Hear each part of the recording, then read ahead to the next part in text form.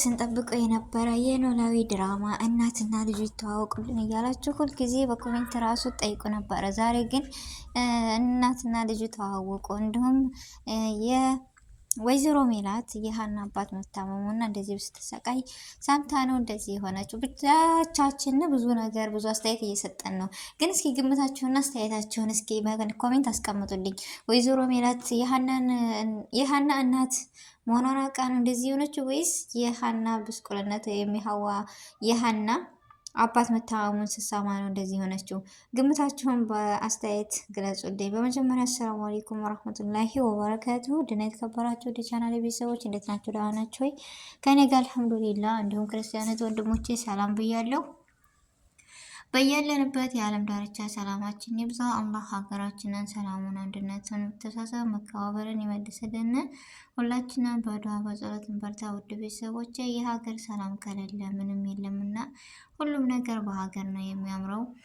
ሁሉም ነገር ሀገር ሰላም ሲሆን እኛም ሰላም አለን። አሁን ላይ የኑሮ ውድነት ሳይሆን ወይም የማንነትም ጭንቀት ሳይሆን የሀገር ሰላም አለማጣት የሁላችንንም ጭንቀትና ሀሳብ የሆነብን እሱ ነው እላችኋለሁ። እና ለዚህ ቤት አዲስ የሆናችሁ ደግሞ ሰብስክራይብ ማድረጋችሁን እንዳትረሱ። ነባር ቤተሰቦች ስለምሰጡኝ አስተያየት ደግሞ እጅግ ከልብ አመሰግናለሁ።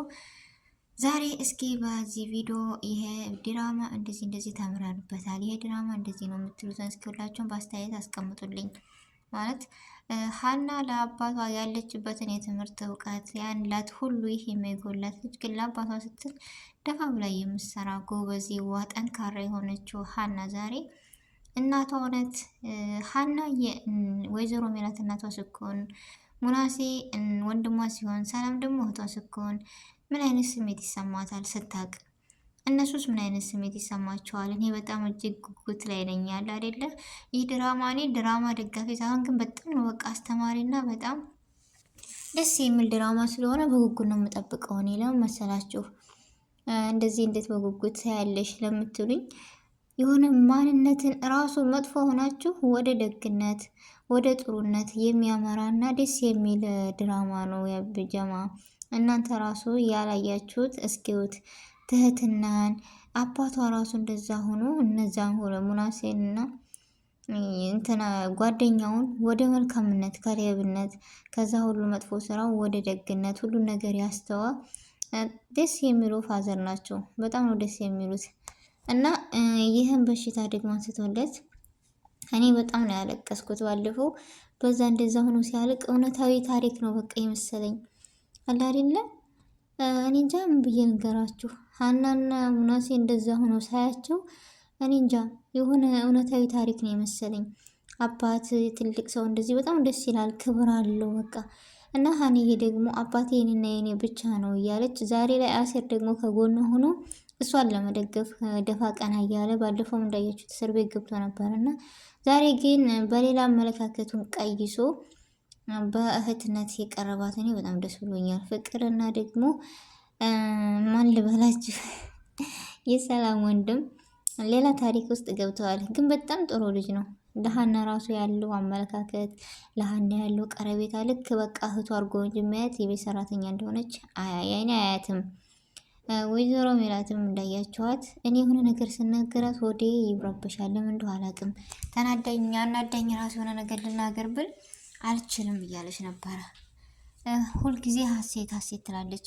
መግቢያ ላይ እንዳያቸው ያን ፓርቲ ላይ እኔ ይተዋወቃሉ ብዬ ተስፋ ነበረ፣ ግን አልሆነም። ያው ዛሬ ቀኑ ደርሶና ቀኑ ሆኖ ቢተዋወቁ ደስ ይለኛል። ዛሬ እውነት ሰምታለች የሚለውን እኔ ራሴ ሀሳብ ነው። እናንተን ግምት ደግሞ በኮሜንት አስቀምጡ ውድ ቤተሰቦቼ። እና እኔ እጅግ ነው የምወደው ይሄን ድራማ ተከታተሉት።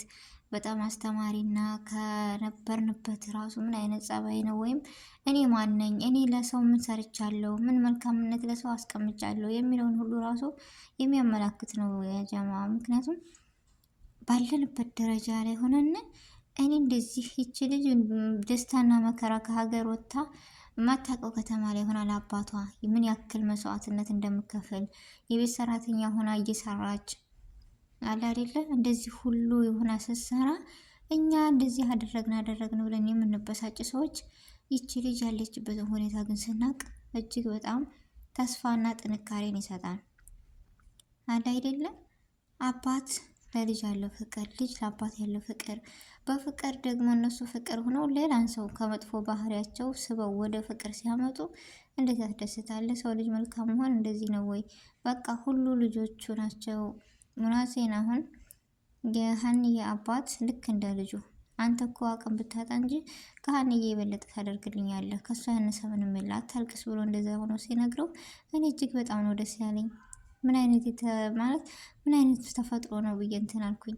እና ደግሞ ይሄ ነገር በቃ እውነታዊ ታሪክ እንጂ ድራማ አይደለም። በነገራችን ላይ በጣም ደስ ይላል። ያውን ወይዘሮ ሜላትም ሁልጊዜ ባለቀሰ ሰዓት ሁልጊዜ እንደከፋት ሁልጊዜ ፎቶ ነው። እኔ ግን ዛሬ ነገ ፎቶ አንተ ያለች ምናምን በቃ ሁሌ በጉጉት አንዳይሉ ሁለቴ ሶስቴ ከዛ ፎቶ ሊገናኙ አልቻሉም። ለምንድን ነው? የሆነ ነገር ልታሳያት ሲሆን በቃ ትጠራለች ምናምን የሆነ በቃ አለ። እኔ ግን አየችም አላየች እያልኩ በቃ እንደኔ በጉጉት የጠበቀ ነበር ወይስ የለም?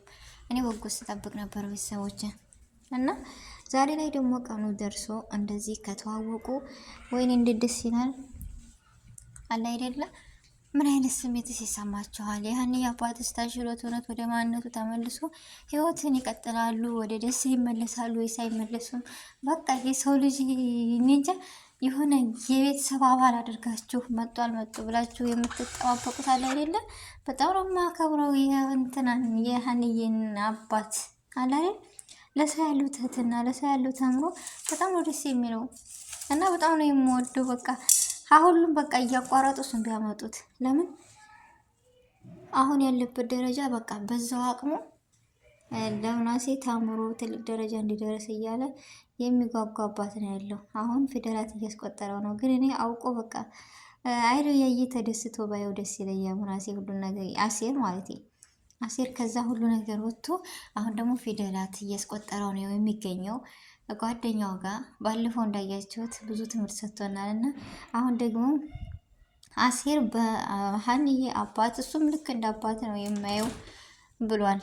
ህይወት መኖርን የምፈልገው እሱን ሳገኝ ነው ብሏል። እና በቃ ደስ ቢለውኝ እኔ ደስ ይለኛል። ያኔ ቢያይ ማለት ነው አንድ አይደለም ብዬ እንገራቸው እዚህ ደረጃ ደርሰው እኔ እንጃ። ሀንዬን ግን አሁን እኔ በፊት ከዛሬ ነገ ፍቅሩን ይገልጽላታል እና ፍቅር የምትባለው እህቱ ደግሞ የሙናሴ እህት ከዛሬ ነገ ተነግሯታል ምናምን እያልኩ ፈርቼ ነበር። ግን ነገር አለሙ ተቀይቷል እና በእህትነት ስለቀረባት ደስ ብሎኛል። እኔ ለምን አለ አይደለ ሆኖ ላይሆን አንዳንድ ጊዜ የምንናገረውና የምንወስነው ነገር ከባድ ነው፣ ዋጋ ያስከፍለናል። ስለዚህ በህይወት እንድኖርና በህይወት የሚያጓጓኝ እናንተ መኖር ነው ፋዘር ብሏል ሙናሴ አሴር ማለት። ስለዚህ እና ዛሬ ግምታችሁን አስተያየታችሁን እስኪያስቀምጡልኝ የሚካሄደውን ነገር አብረን እናያለን። ውድ ቤተሰቦቼ ጊዜያችሁን ሰዓታችሁን ሰጥታችሁ እስካሁን ድረስ ስለተከታተላችሁኝ እጅግ ከልብ አመሰግናለሁ። ቪዲዮውን ከወደዳችሁት ላይክ፣ ሼር ማድረጋችሁ እንዳትረሱ። ውድ ቤተሰቦቼ በአዲስ ቪዲዮ እና በአዲስ ነገር እስከምንገናኝ ድረስ በያለንበት የዓለም ዳርቻ ሰላማችን ይብዛ። አሰላሙ አሌይኩም ወረህመቱላሂ ወበረካቱ።